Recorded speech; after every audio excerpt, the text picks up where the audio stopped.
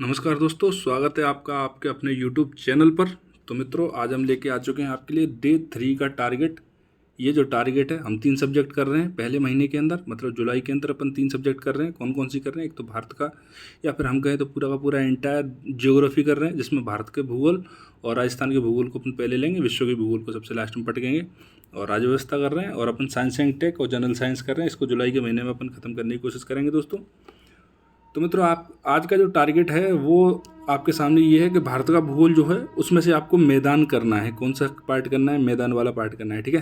अब मैदान कैसे करना है? तो भावर, तराई, बांगर, खादर और डेल्टा, इनकी परिभाषाएं करनी है, किस किस तरह से होते हैं ये, ठीक है। उत्तर का विशाल जो मैदान है उसके अंदर आपको पंजाब का मैदान कहाँ से कहाँ तक विस्तृत है, इसकी क्या विशेषताएं।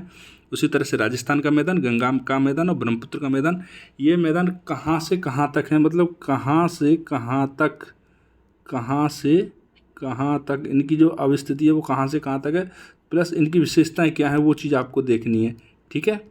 किसी भी स्ट्रेटजी के चक्कर में मत पड़ो। जो डेली मैं टारगेट दे रहा हूँ उसको कंप्लीट करते जाओ, आपका प्रीलिम्स निकल जाएगा बड़े आराम से। स्ट्रेटजी के चक्कर में पढ़ते जाओगे, बस जो ये जो दे रहा हूँ मैं, जो उसको आप कैसे भी कर लो, कैसे भी रट लो, चाहे हंस के, गा के, रो के, मर के, कैसे भी कर लो, ठीक है दोस्तों। ठीक है, अब एक मैदान हो गया। अब दूसरे तरह का मैदान भी आप बोलोगे सर कितने मैदान हैं हिंदुस्तान में? तो कुछ नहीं है, तटीय मैदान है, ठीक है। जो दोनों तटों पर मैदान है वो वाली मैदान है ये, ठीक है। गुजरात का मैदान कहाँ से कहाँ तक अवस्थित है, अवस्थिति, इसकी अवस्थिति क्या है, ठीक है। ये सारे जो मैदान हैं उनकी अवस्थिति आपको देख लेनी है, और प्लस इनकी एक एक दो विशेषता हैं वो देख लेनी है। बहुत ज़्यादा विशेषता ये खुद भी नहीं रखते, तो ये सारी चीज़ें आपको एक बार कर लेनी है। जैसे गुजरात का मैदान है, कहाँ है? गुजरात के तट पे सबसे चौड़ा है, बस ये इसकी विशेषता है। कोंकण का मैदान कहाँ है? आपके महाराष्ट्र और गोवा के अंदर है, ठीक है। इसकी विशेषता क्या है? यहाँ साल और सागवान के वृक्ष हैं वो ज़्यादा पाए जाते हैं। इसी तरह से इनकी उत्कल का मैदान कहाँ है? आपका उत्कल कहाँ है? आपका सीधा कलिंगा के आसपास चला जाएगा। उत्तरी सरकार कहाँ है? कोरोमंडल तट कहाँ है? ये देखना है आपको, ठीक है। और इसकी विशेषताएँ क्या है वो चीज़ें करनी है। अब अपन आते हैं पॉलिटी पर। आज का ज्योग्राफी के लिए बस इतना सा ही टारगेट था।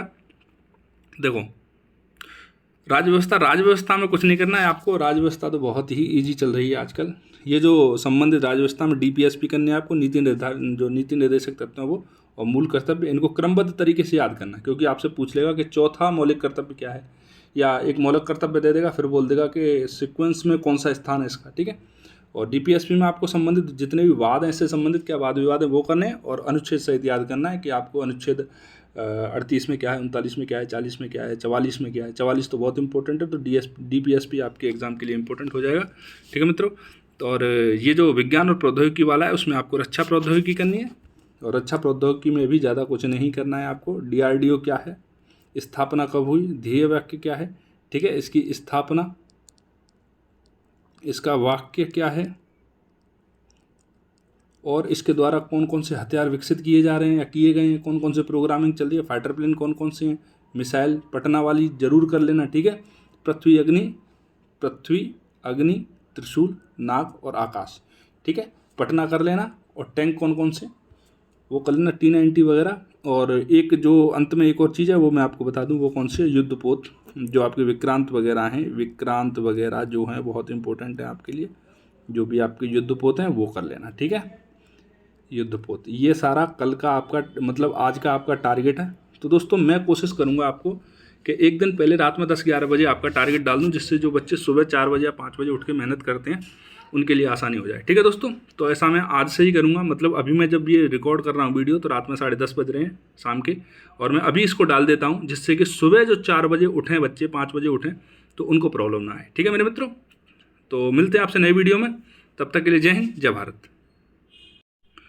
और हाँ, जाने से पहले एक और बात मित्रों, कि आप फ्री फंड की किसी भी स्ट्रेटजी के चक्कर में, किसी भी टाइम टेबल के चक्कर में, या दूसरे किसी वीडियोज़ के चक्कर में, मेरे हिसाब से तो आपका पढ़ना ठीक नहीं है, क्योंकि जब तक वो स्ट्रेटजी वगैरह और उस तरह से आप फॉलो कर पाओगे बहुत मुश्किल हो जाएगी। मैं आपको डेली टारगेट दे देता हूँ, आपको क्वेश्चन पेपर एनालिसिस करने की ज़रूरत भी नहीं है। मैं आपको बता देता हूँ कि आपको इस वाले टॉपिक से ये चीज़ इस तरह से उठानी है, ठीक है।